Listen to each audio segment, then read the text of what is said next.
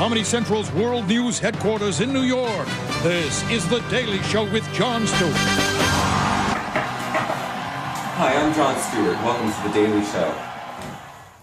Our main guest today will be Al Capone, but we'll talk to him later. But before we go on, I'm quite parched. This 18th Amendment has been taking quite a toll on me.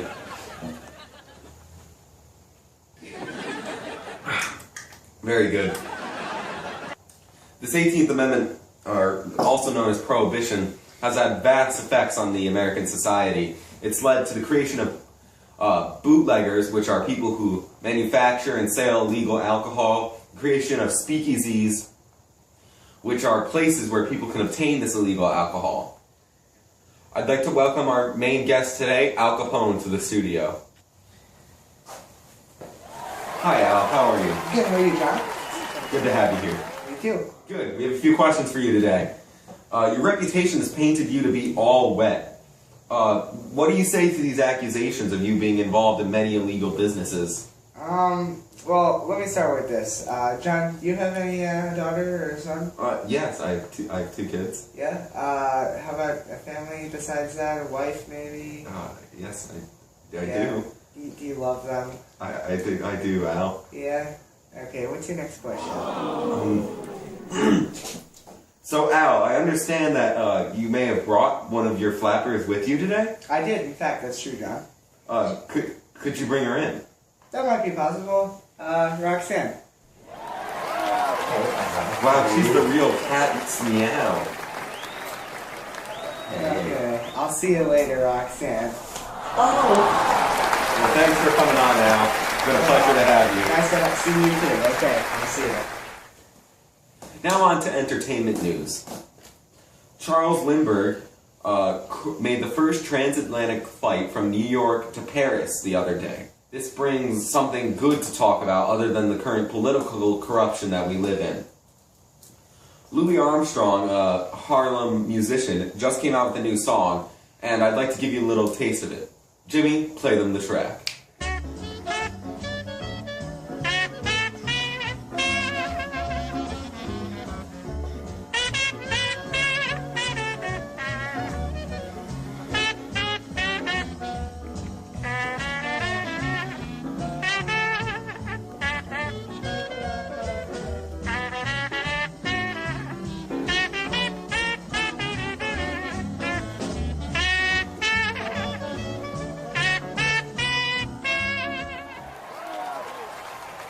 That tune gave me the heebie-jeebies. It was just a really hosty-tosty sound. In literature news, F. Scott Fitzgerald came out with a new book called The Great Gatsby. It's a real riveting tale about the current times we live in. I personally really liked it and would recommend it to anyone. And now on to consumer goods. The radio was just released, which now allows you to hear news, talk shows, and music, and in your own home, which you could never do before.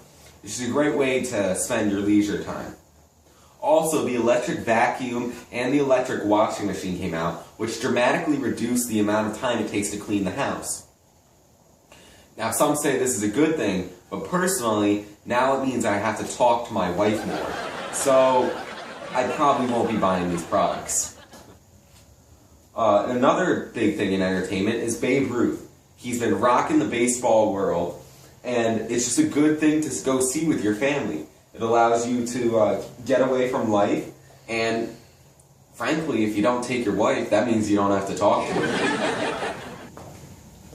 Now on to some more serious topic matters, such as intolerance. Currently there's a movement going through the United States known as the Red Scare, where two new political groups are rising and gaining some popularity. One would be the Communist Party, and one would be the Anarchist Party. Both fundamentally go against what the United States stand for, and is causing major unrest and prejudice. That brings us to our main story of the night, the Scopes trials, or also known as the Scopes monkey trials. This happened in Tennessee when John Scopes taught evolution in his classrooms. There was a law recently passed that outlawed this, but the ACLU vowed that they would back up anyone who tried to oppose this law. And so they did in court.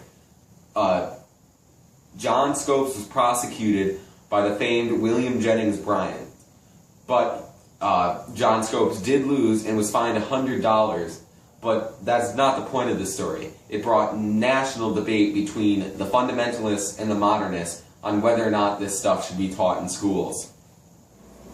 I'm sure as now, most Americans have heard about the new Model T.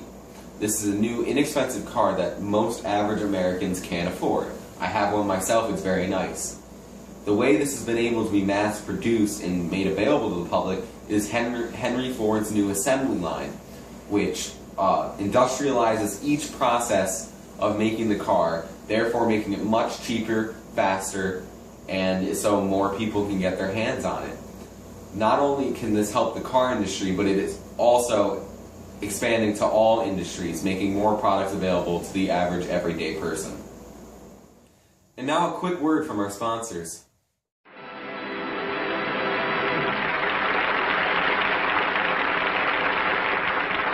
hug, a kiss, and a good hot Quaker Oats breakfast.